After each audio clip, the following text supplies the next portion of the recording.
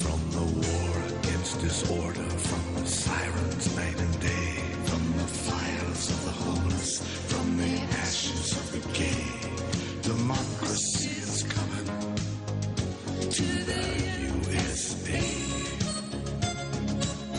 So, breaking news. David Cobb on the line with us, former presidential candidate with the Green Party, now one of the big cheeses at MoveToAmend.org. I'm not sure what your title is, David.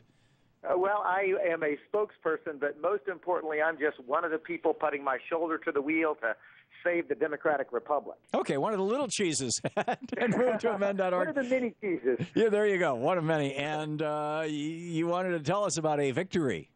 Oh, Tom, I am so very happy to report to you that today the Vermont State Legislature just did an amazing thing. They helped the clarion call. The Vermont State Legislature voted 92-40 to pass JRS 11. And I want to be clear, this joint resolution actually calls for an amendment to the U.S. Constitution to make it clear that corporations do not have constitutional rights and that money is not political speech and can therefore be regulated by local, state, or federal governmental action. It's an enormous victory, and what's so important, Tom, is the distinction that you made in your fantastic book, Unequal Protection. It does not merely deal with campaign finance laws. It does not even just deal with for-profit corporations. This resolution says corporations do not have inherent inalienable constitutional rights of living, breathing human beings, also known as natural persons.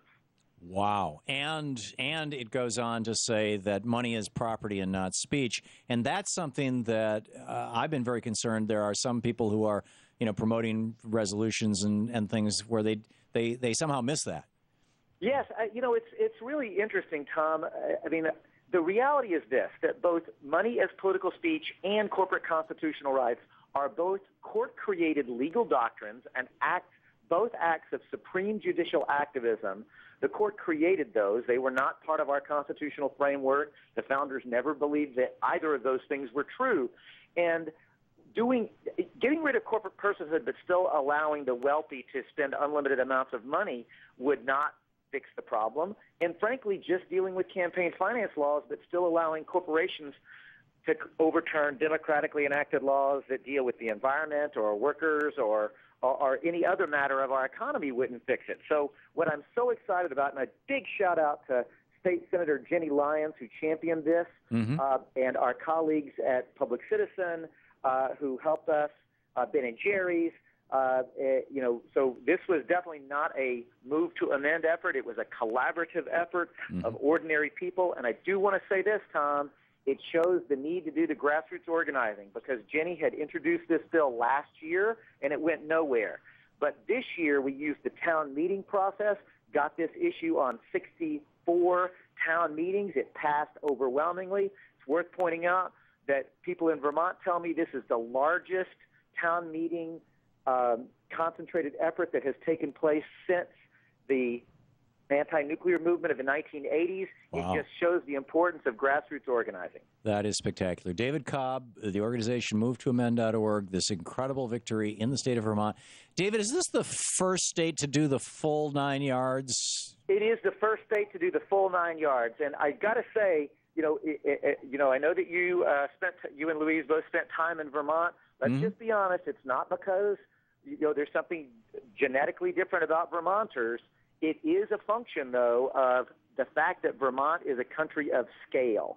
In other words, it's small enough that you actually have an opportunity to see your state legislatures and legislators.